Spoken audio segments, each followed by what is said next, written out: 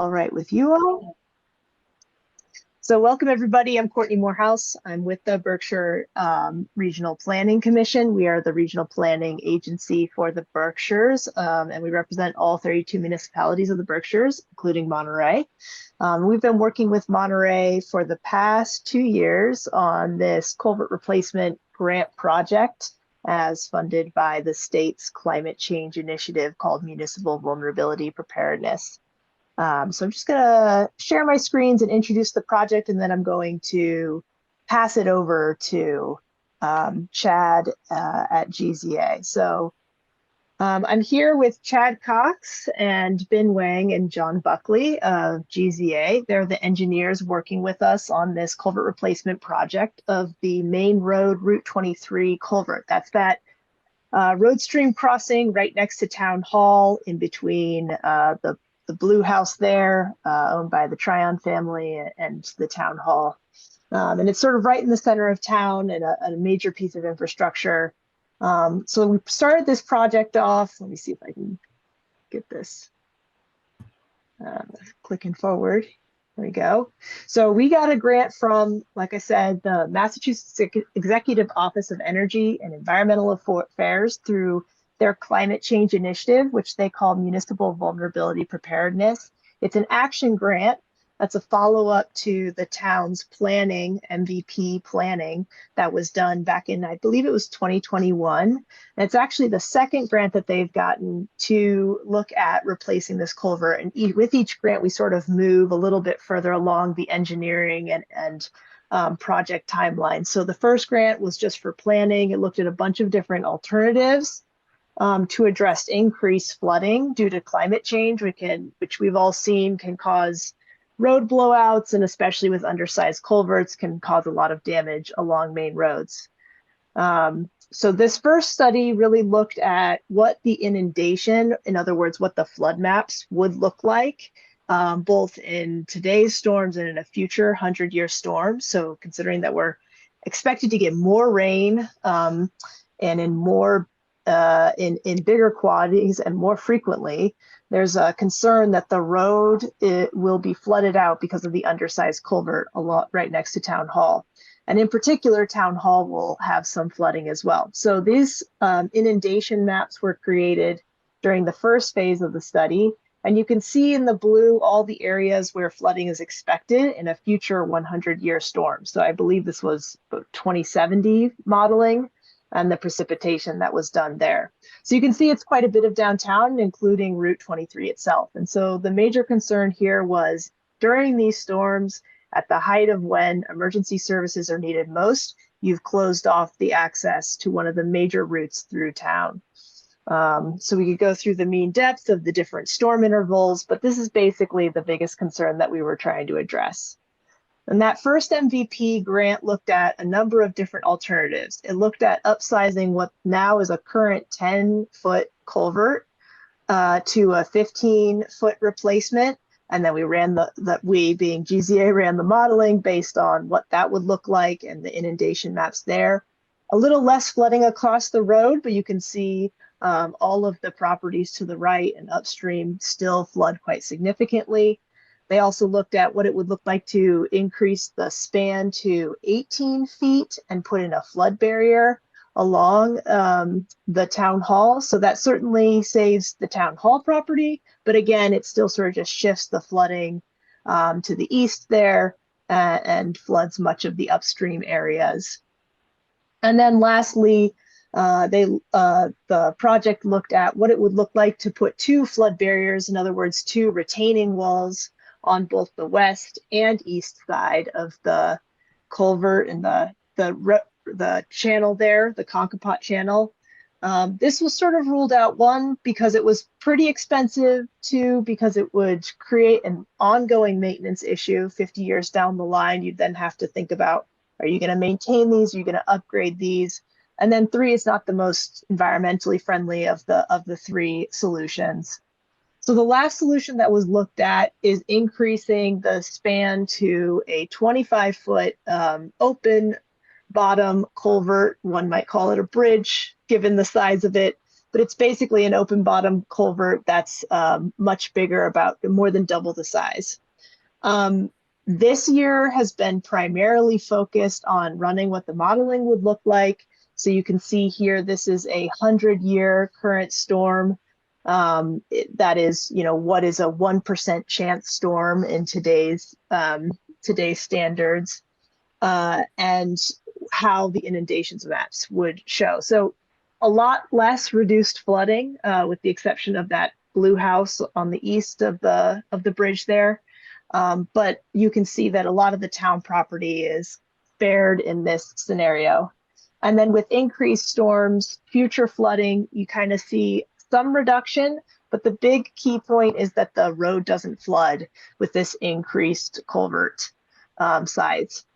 The culvert replacement comes at a cost. It's been estimated at about $3.8 million. That includes engineering oversight, includes all the materials, setup, restoration, etc. So that's the full amount. We know it's quite pricey, and for that reason, the select board is aggressively looking at grants, and hoping to apply by next fiscal year 2025, in order to get grants in fiscal year 2026. So that would be July 2025 and onward. So not in the near future, but perhaps in the far future.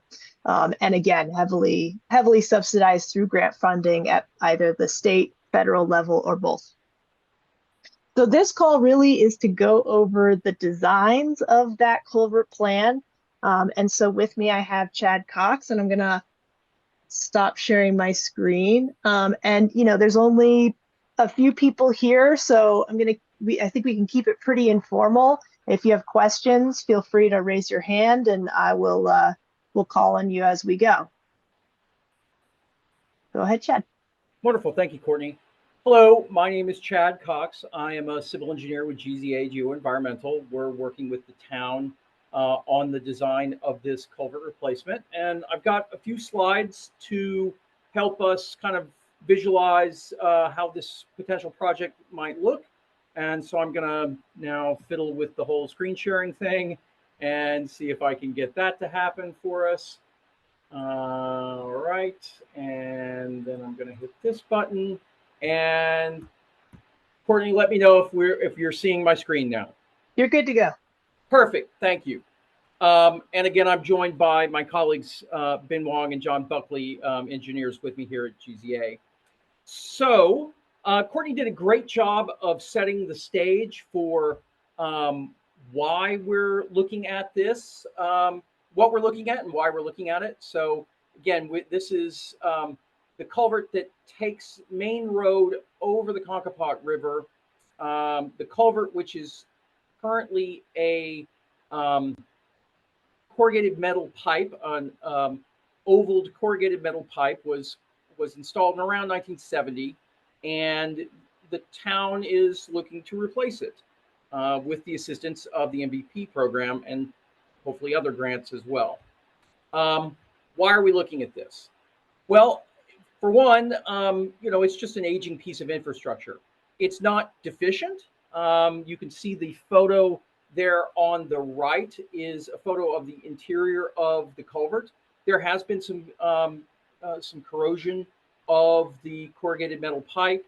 That's expected for a pipe of its age. It's not unsafe or deficient yet, but it's certainly reaching the end of its design life. So it's prudent to consider the replacement of this culvert and start planning for it.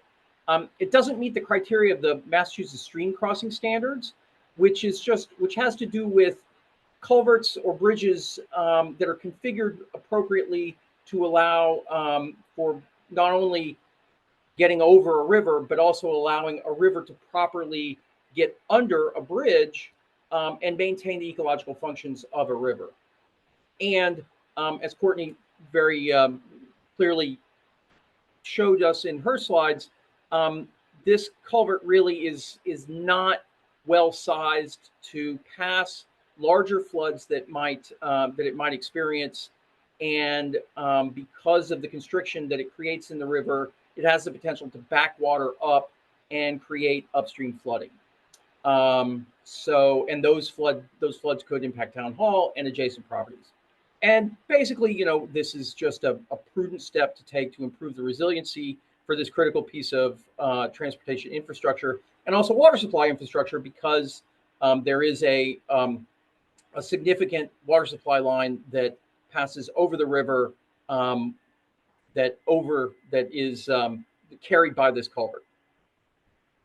So a slide on improving hydraulic capacity. I won't get too much into this because I think Courtney did a great job of this, but the point is that as a part of the previous phase and this phase, we really looked at how a new culvert would improve hydraulic capacity and prepared modeling that demonstrated the performance of the new culvert under floods of the 25-year, the 50-year, and the 100-year flood. So 100-year flood meaning a flood that has a 1% chance per year of occurring. It's kind of your standard FEMA flood. And we compared existing conditions, what you've got now, to the proposed conditions, which we might see once the culvert is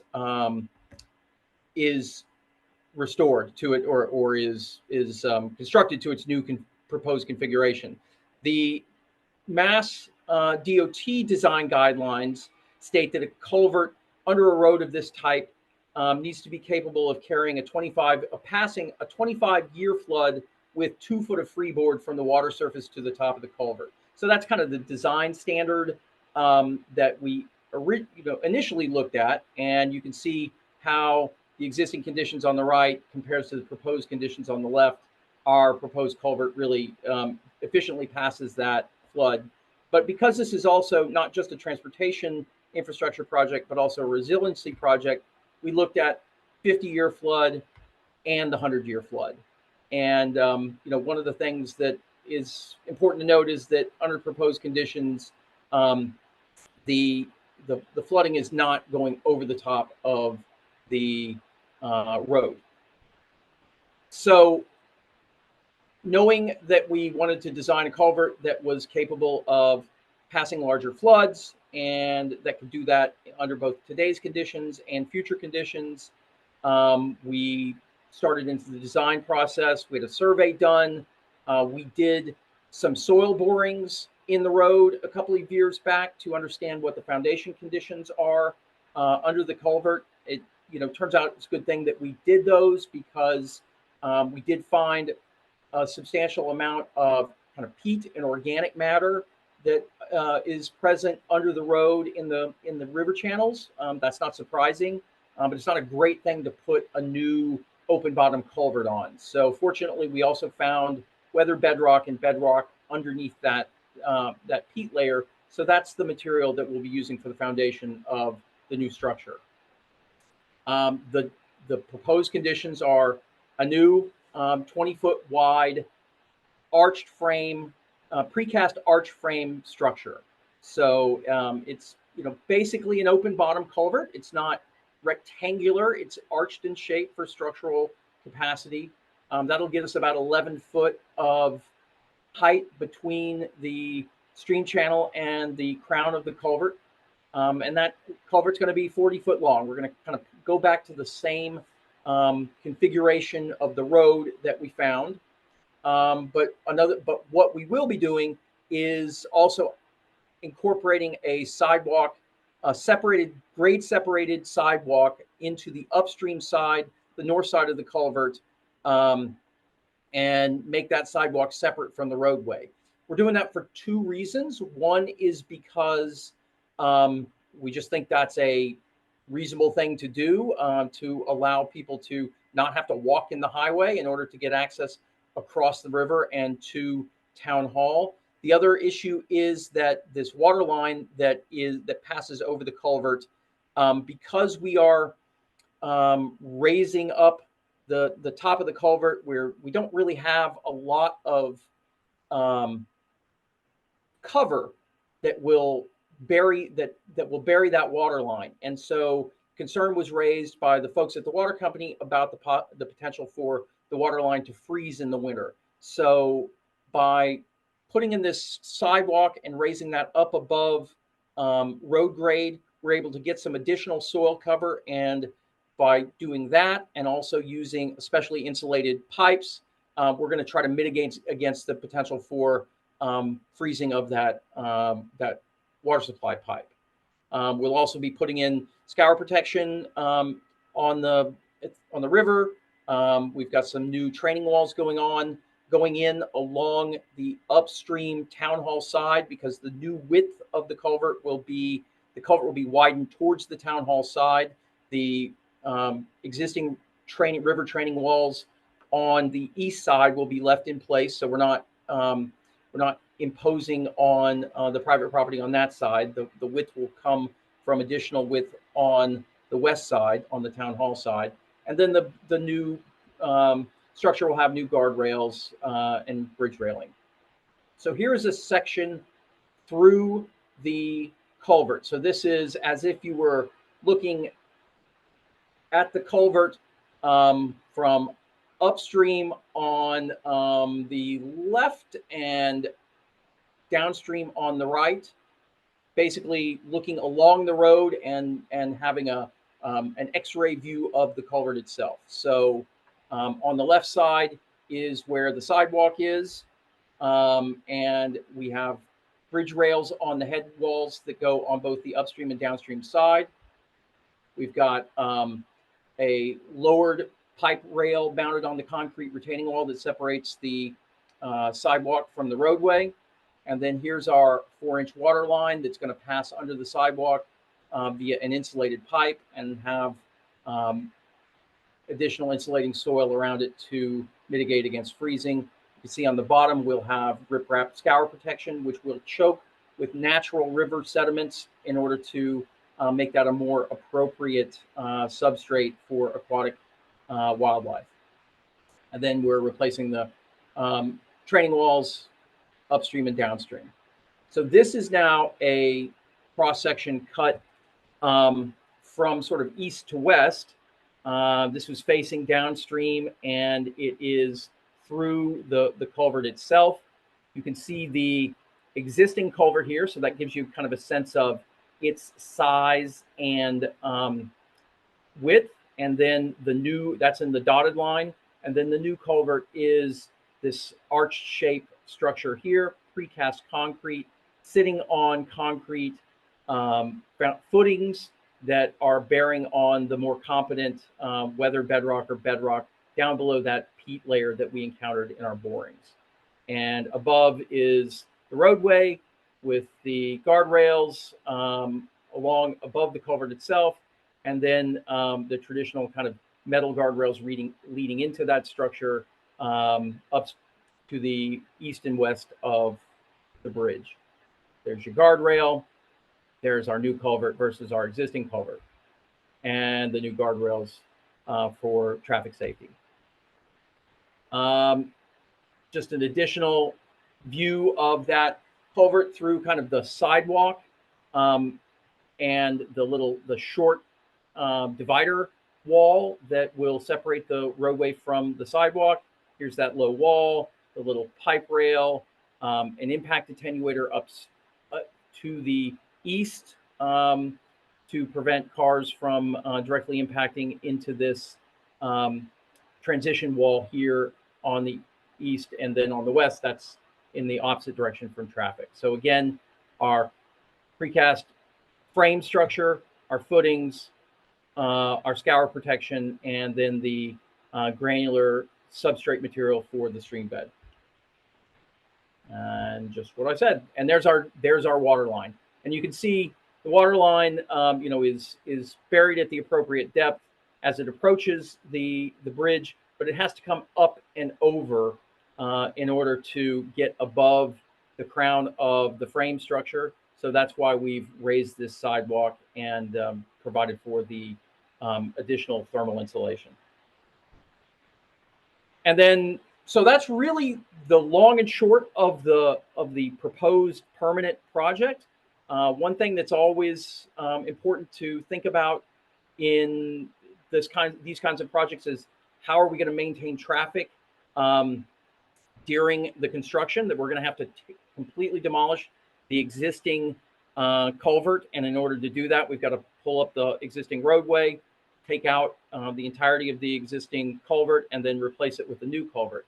Because the new precast frames are pre-manufactured, they can be brought in on a truck, and so that really accelerates the process. Segments of them can be brought in on trucks, and then once the foundation has been excavated and the footings placed, these segments can be dropped into place very quickly and then backfilled, and that assists us with our reducing our construction duration. We looked at detouring around this area, but that is a very, very, very long path. And so the town has asked us to consider trying to maintain access across the river at this location during construction. And so the plan now is that a temporary bridge span, a one-lane temporary bridge span, a pre-manufactured bridge would be brought in and placed across the river just upstream of the existing bridge, so that traffic could be reduced down to one lane and traffic could go across the temporary bridge and back onto the road. That's going to require temporary traffic signals on both sides. The contractor is going to need access to this area for working, so we'll have to bring the traffic in and around on one lane. The temporary bridge will just be one lane, so we'll have temporary traffic signals on either side of the work area that will be timed to allow traffic to come from one direction, stopping the traffic from the other direction, and then vice versa. And that'll have to be going 24 hours a day while the project is in place, because people may want to use the road day or night. So that is the plan, and appropriate construction signage and traffic barrels and those types of things would be provided to allow for safe passage of the traffic around the work site. And then just again, to give you a little bit of perspective on how you might visualize this, this is a photo of a similar bridge where there is a sidewalk and a low separator wall with a pipe rail on top of it. So the low wall separating the roadway from the sidewalk with a guardrail on the side. This is not exactly the kind of guardrail we're proposing, but close enough. And in our case, the water supply line would be running along the bridge right under the sidewalk area. And that's really the long and short of the project. We're working with Mass DOT to get approval of this design. We will be taking the project in front of the Conservation Commission to get approval. And, we're hoping that by the time next year comes around, we'll have all our approvals in place. We'll have all of our documents done and be ready for construction when the town is ready with respect to its grants and its budget. And I'd be happy to take any questions now. I'm going to stop sharing. This is Tom Sawyer. I'm the chair of the planning board. Thank you for presenting the current plan. I think the only question I have, I'm glad to see the walkway there, and I was curious, like in the picture that you showed of another bridge, but that is approximate to what ours might look like. Wondering if the actual road travel lane has how much buffer between the actual lane and the sidewalk is there, if maybe in the future a bike lane was to be proposed? So in order to try to maintain the footprint of the bridge in, where it is now in terms of the width, staying within the footprint of the existing culvert, we're a little constrained there. I think we've got a roughly 2.5 foot shoulder between the travel lane and that little retaining wall, depending on the exact size of the precast head walls that get placed. But I think I think it's going to be tight to try to put a bike lane on the inside of the travel lane. We are ramping up and down from the sidewalk at grades that are ADA appropriate. So, one option would be to route bicycles, over the sidewalk and then back down into a bike lane, beyond the culvert itself. I know that's not ideal, but that would be an option. Well, I mean, there are 0 bike lanes in Monterey right now, so right. Anything is better than what we've got. And I mean, if you've driven the road in Monterey, you know that you have the travel lane, a white line, and then 6 inches of blacktop, and then you're on your own. Yeah. So even if it was 2 feet, which, I mean, is there a number that it is? I mean, even that, if we were to try and put a bike lane, we'd probably be lucky to get 2 feet in some places. But yeah, so that's a possibility. It could be kind of squeezed in there for the width of the structure, and then widened out after you get beyond. Okay. Do you mind showing that, pulling up that drawing of the, like, the top down plan view of the bridge again, and maybe zooming in on the side where the Certainly. the walkway is and the travel lane delineation? Yep, no problem.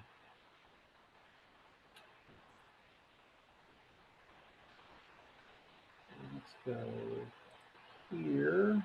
Let's see if that does it. All right, and then let me zoom in on that. Are you seeing that now? I am. Yep. Okay, very good. And can you get in? Can you zoom in closer to the side? Just say one travel lane and then the sidewalk to see the.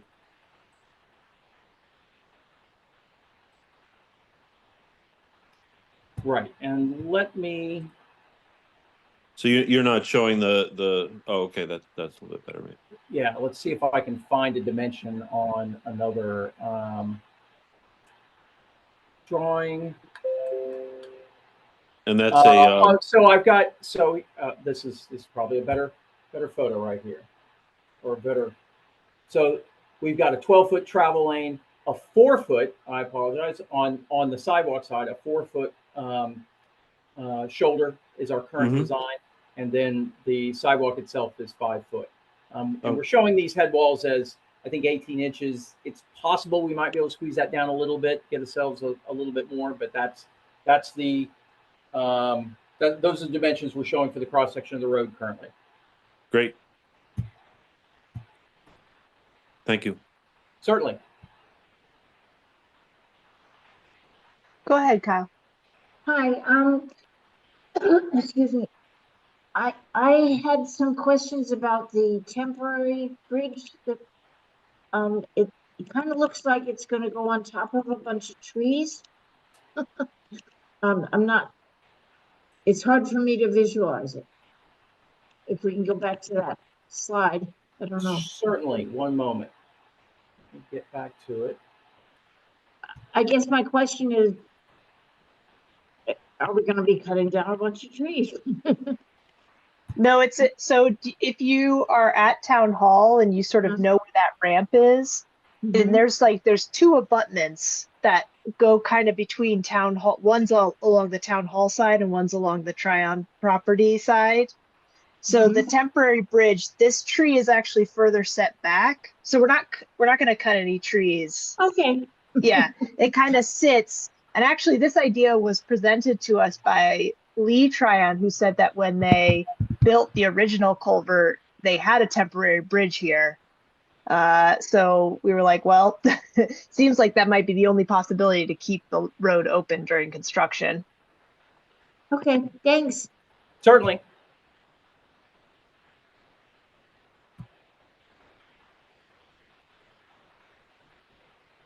Any other questions?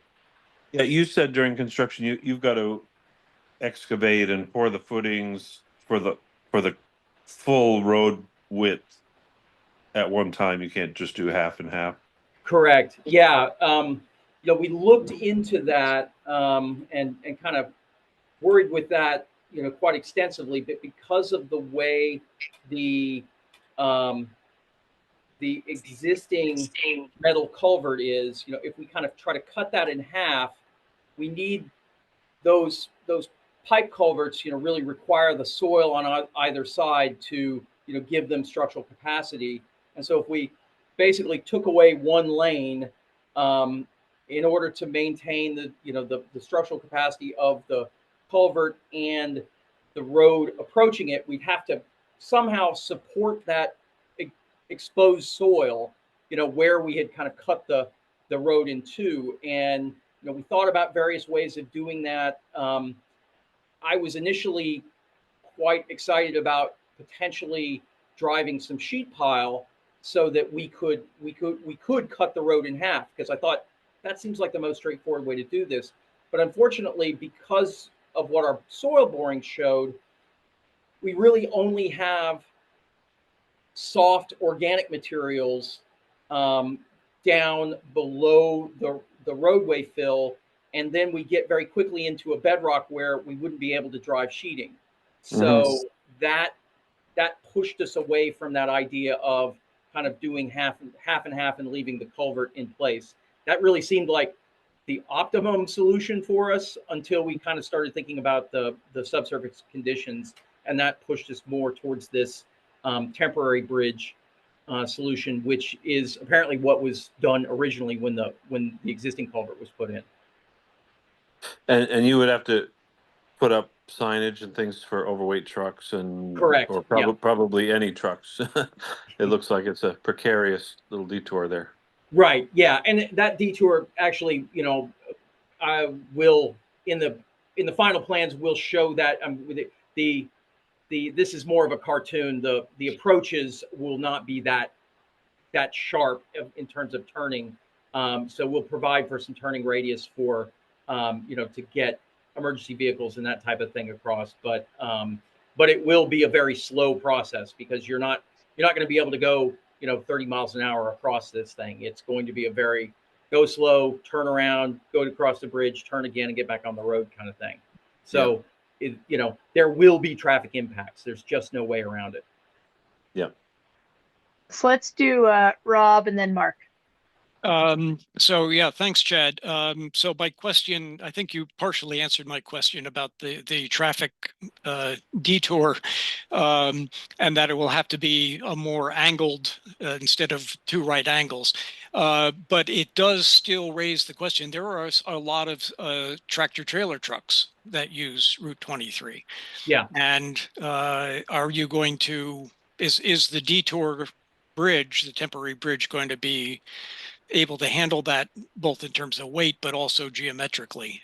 Yeah, and that's something we'll be working with MassDOT on in terms of the appropriate geometry and the appropriate loading for that temporary bridge.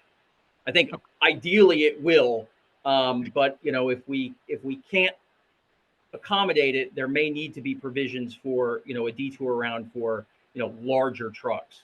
Yep. But it's a very long detour around. We've looked into it, and it's a long detour, and even as the shortest detour, which is very long, also has other other stream crossings that are weight restricted too. So that's going to be an important consideration. Yeah, no, I understand, but doing it with proper geometrics is going to have a big impact on the adjacent properties, right in front of Tryon, the town hall, and the parking lot for the post office. So yeah, I understand the challenges. I have a few other questions, but if there are other questions about that detour, maybe that's the time to address them. Yeah, I was just wondering if it was if that detour is going to be one lane with one lane. Yes, sir. Temporary lights on each side. Yes, sir. Okay. Yeah. Excuse me. And I do live on that road, and at nights, I think some truck drivers get off in Westfield and follow Route 23 if they're going towards Hudson, or it's a shortcut or around a scale or something. So signage may have to be considered even as far back as the Westfield exit on the turnpike. Okay. That's good. That's good input. Yep, I'm on the other side of Route 23 from Tom, and I agree. There are a lot of pretty big tractor trailer trucks that go through daylight and daytime, but also at night and early morning. Um, let's see. Chad, you mentioned about that you're widening the channel on the town hall side by, it looks like by maybe 8 or 10 feet, something like that. Correct. Um, Yes. but that you don't think that will impact that tree that's on that side? We don't think so. We think we can stay far enough away from that. That's something we'll give some scrutiny to again. But the plan is to use um, precast concrete retaining wall elements to widen that side of the bank out, and then extend that training wall up a little further than it currently is, so we can get the river trained into our new culvert. A related but separate question. In one of the cross sections that you showed from, I think it was from downstream to upstream, you had some the little marks showing the 10 or 25-year, 50-year, and 100-year storms on the kind of on the right-hand side, and it looked like to my eye that the 100-year flood line extended across, that the road profile is lower on the west side, and it looked like it would be below the 100-year storm. I guess the question is, are the training walls going to be high enough to keep sure that the water doesn't get past that the That's 100-year flood absolutely, will be yeah. confined into and can't bypass and get around?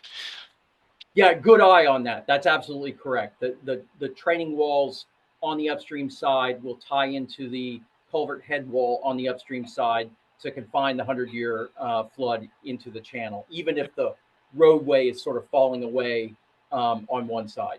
Correct. And that'll somehow tie in upstream so that it can't get around between the training walls and town hall. And town hall. That's right. That's why we're extending that training wall on the west side further upstream so we can tie it into higher ground back upstream. Okay.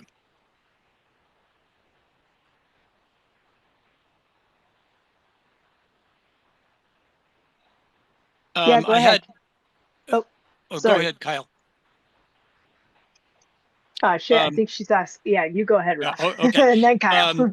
This is something, Chad, I worked for a civil engineering company, or I did before I retired. So I'm getting into the weeds here a little bit. Certainly.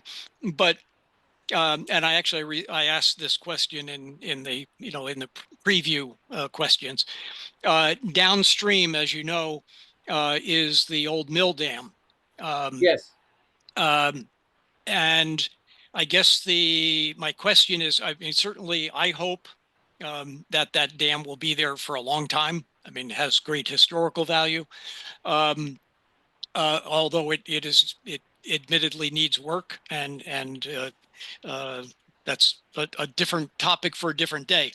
But in your hydrologic analysis, did you look at, if that dam were to go, if it were to breach, what it would be a new flood profile, but also a new stream channel profile, and basically looking at the backwater effects and downstream effects of that without the dam, just to make sure, as you mentioned, that there's peat underneath that. I assume that I'm just guessing that the peat, there was probably a bedrock channel. As the dam silted up, it built a silt layer, a peat layer underneath that. But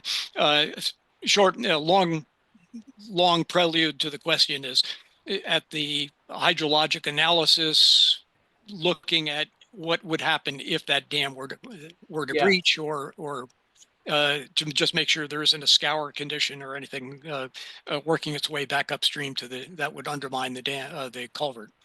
Understood. No, good question. So and I can answer it by saying we didn't specifically do a dam breach analysis for the downstream dam, but you're absolutely right in terms of qualitatively, we thought about, okay, what are scour conditions that could affect the new structure, and so in the event that the downstream dam were to breach, we certainly would have scour that would begin to sort of head cut its way back up towards our structure. Now, it's a reasonably long distance along the channel, so it wouldn't happen sort of instantaneously, but it absolutely would have the potential to do so over time. And to address that, our scour protection for our foundation is going to be full channel width, starting just upstream and ending just downstream of the new structure and its footings, and it's going to extend all the way down to competent bedrock. So even if we had scour of that peat material trying to head cut its way up under our foundations, it would encounter that riprap and be thwarted by that. So we think that our scour protection is quite robust, and because that's certainly the last thing we want to see is this structure undermined. So I think your concern is well founded, and we've attempted to address it with the scour protection that's full depth down to bedrock. Mm-hmm. And not trying to add any cost. The costs are high enough, but one way of looking would be to somehow connect your footing down into and key it into the bedrock, so that it's, because it's not going to scour any deeper than the bedrock. But right, exactly. But that would be an additional structure, additional cost, and so just raising the question, the kinds of things that I know engineers get asked by DOT, to think about those hopefully wildly hypothetical conditions that will never happen. But exactly. One thing, and I completely understand another issue on the orientation of the sidewalk on the north side where the water line is. I understand the rationale for that. I've advocated for the sidewalk being on the south side because I think from a pedestrian point of view, with the general store, post office, Bidwell Park, and also the crosswalk in front of Town Hall, which I understand was going to move to the east side. I think from a pedestrian point of view, the sidewalk on the south side would make more sense from the village, as tiny as it is. That's where the majority of the traffic goes. So, the way it's configured, I mean, it will work, but it's not ideal. So just wanted to make that. Just wanted to make that point. And if that can be looked at again, I think it's worth at least exploring that possibility. I know it would require the water line to cut across, and that would add cost and complexity. But again, from the point of view of the pedestrian circulation in the village, I think the south side sidewalk is better. Understood, and I'll make a note of that. But yeah, you're absolutely right that the location of the sidewalk was really driven by the water line. So, and that's why it ended up there. So, but I'll make a note of that, and the project team can discuss. Thank you. Thank you. I think in one of the planning board meetings, I think maybe when Courtney was at the planning board one time, we kind of had a little debate on that. And I think if you look at the traffic, you could almost make an equal case for either side once you think about it. If with the town hall being on the north side, a lot of the parking comes there, and you have to cross the street anyway to get to Bidwell Park, and then you of course have to cross the street to get to the general store and library and post office, things like that. But you end up having to cross the road either way. It would be nice if everything was on the same side and you just stay on one side, but it's just not the case. Well, I appreciate that, Tom, and there is merit to both sides, but going to Bidwell Park, there would require a second crosswalk in front of Town Hall, because you'd be crossing. There isn't a sidewalk on the south side. To get to Bidwell Park, you would have to cross where there's no crosswalk. on the west side between Town Hall and Bidwell Park. So just I appreciate somebody taking another look at that and just making sure that Yeah, like I said, that I is, don't think there's necessarily a right or wrong. There's a lesser of multiple evils that someone just has to make a decision. But and I thought I saw on the drawing that there was a crosswalk in the drawing right at the entrance to the bridge coming from the Yeah, west. there's technically a crosswalk there, although, I think because of the way the road is designed in that area, it's not pedestrian friendly as it is. So that crosswalk kind of just gets washed away by the concern of watching cars come back and forth. As part of this, and it's not illustrated here, but we have been talking with Jim Hunt, the DPW director of operations, and as part of the follow-up to the whatever the crosswalk is, there's a plan to put a second crosswalk between the Tryon property and the post office, so that on both sides of the bridge and the sidewalk, you have those crosswalk opportunities. I think that's maybe something to incorporate into a complete streets plan or something of that sort, where you're looking at bike lanes, you're looking at crosswalks, you're looking at sort of those added safety measures to make the whole downtown village a little more walkable. I mean, such that it is, you have the general store and the post office. So beyond that, doesn't, there's not much to maybe the fire station eventually, but like for the most part, it's just those 3 or 4 buildings, right? Well, and it begs the question: do you put a crosswalk on both sides? And I know that would Yeah. add significant cost and maybe complexity, having added to the full length of the Yeah. culvert. But It depends on the type of crosswalk. I mean, according to Jim, it costs almost nothing at all to paint some lines on the road. And because it's a local road, you're pretty freed up to do that. You don't really have to have Mass DOT permission. So it's fairly easy. If you want to do something with like lights or some sort of electrical infrastructure, then it becomes a little more costly. But lines on the road are pretty minimal, at least as a temporary structure. Yeah. and how hard is it once the town approves funding and things? Is this design the way it's going to be, or does it go? I mean, it may be a year or two from the sounds of it before it actually gets funded. And does it get? Is there another look at it at that point, or what is the process? There's always opportunity to refine the design. We're working to get through the permitting process, and so really once the permits are in hand, then you're kind of locked in. MassDOT has had its say, the Conservation Commission has had its say. Everyone else, the Corps of Engineers, et cetera. It sort of gets locked in there, and so major changes would require permitting amendments. But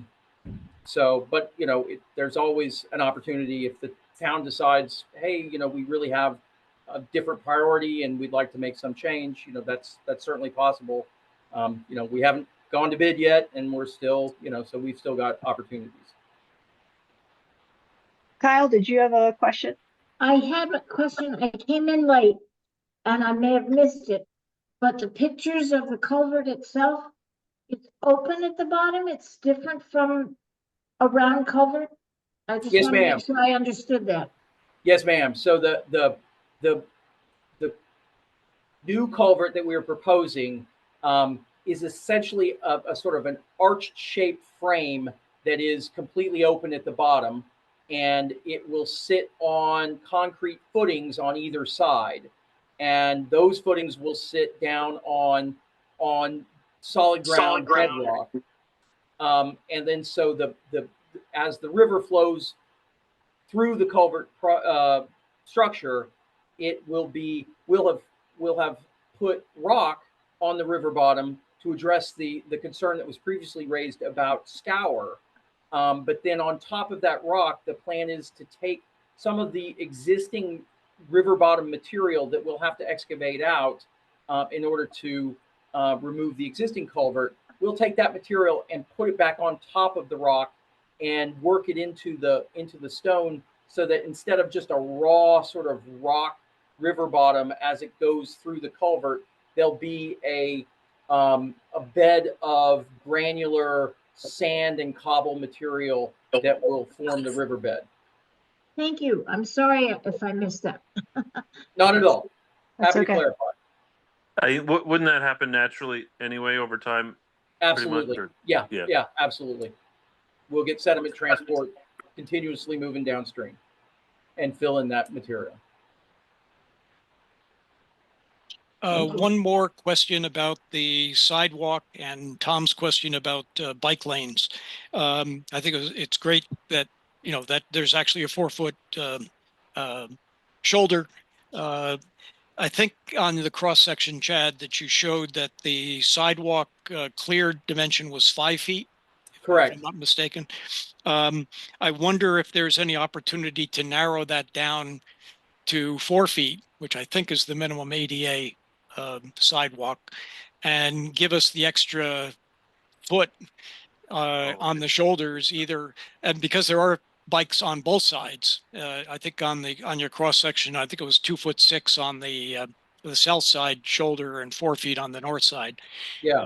If we could get another foot where there's equal shoulders on both sides for bike accommodation. It doesn't meet bike lane standards, but as Tom said, there aren't bike lanes in Monterey. But you know, this is a narrow spot where it's constrained. So if there's an opportunity to use that foot to have more lane for bikes, that would be helpful.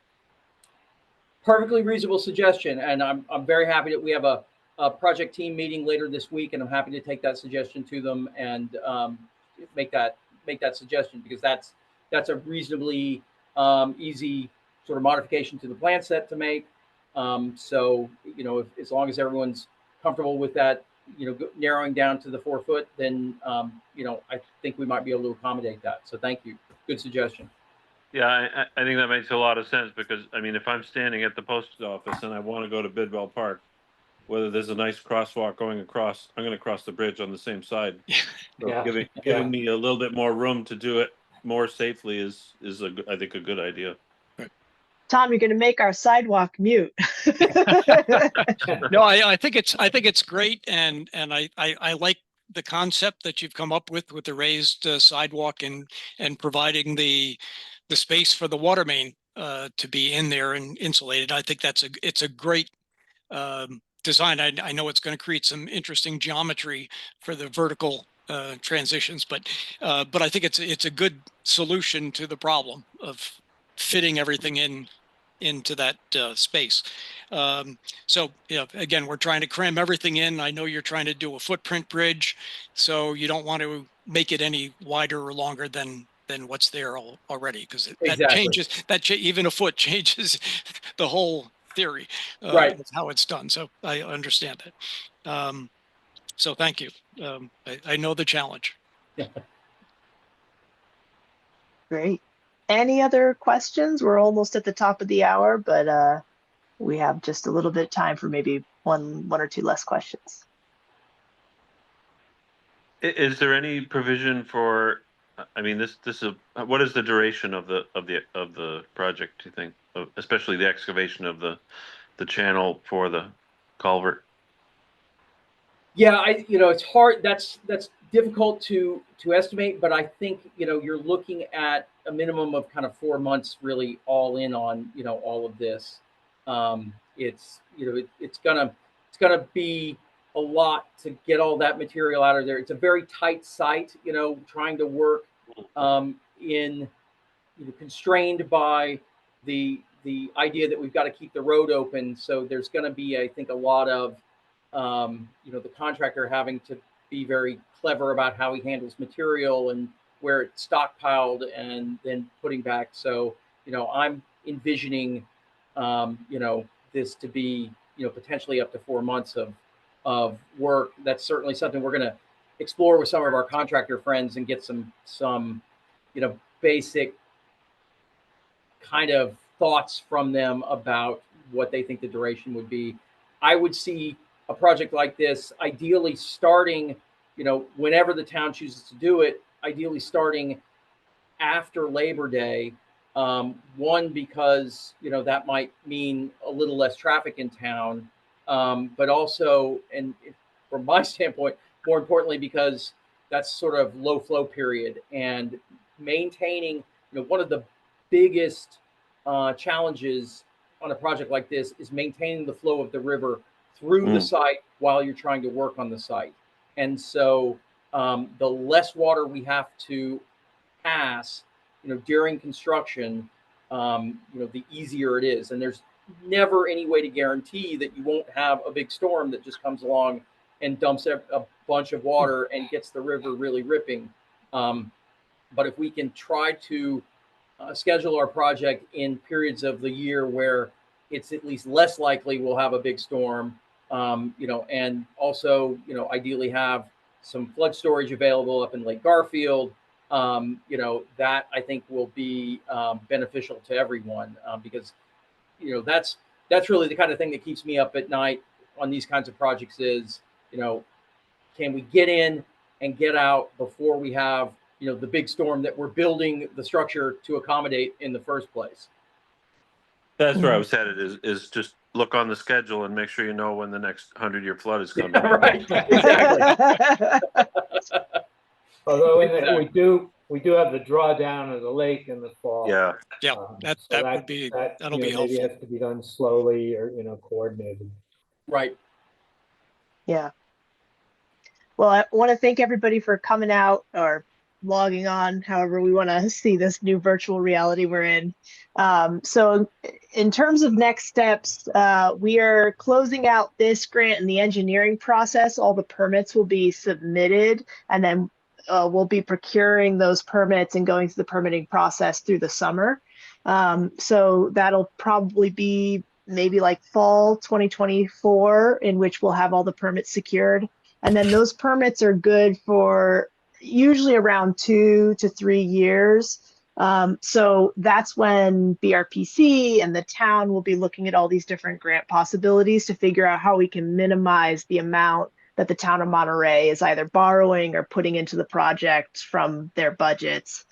Because like we said, it's an expensive project, so we want to get funding to cover as much of it from outside entities as possible. So, stay tuned. We've been updating or providing updates on the plans and the cost estimates and pretty much any materials that GZA provides us on the town website under the climate resiliency tab. We try to stay as up to date as possible, but it's kind of dependent on the town administrator and when he can get to updating the website. So, but at any rate, all of the materials that we produce are kind of getting posted there. So if you ever want to check back in and want a quick look, you can either get in touch with me in my email, or you can get in touch with the town administrator or go onto the website and get in touch there. So thank you, everybody, and have a great night. Yep. Thank you. Thank you, Good night. Courtney. Thank you. Chad. Thanks, everybody. Thanks, everyone. Thank you.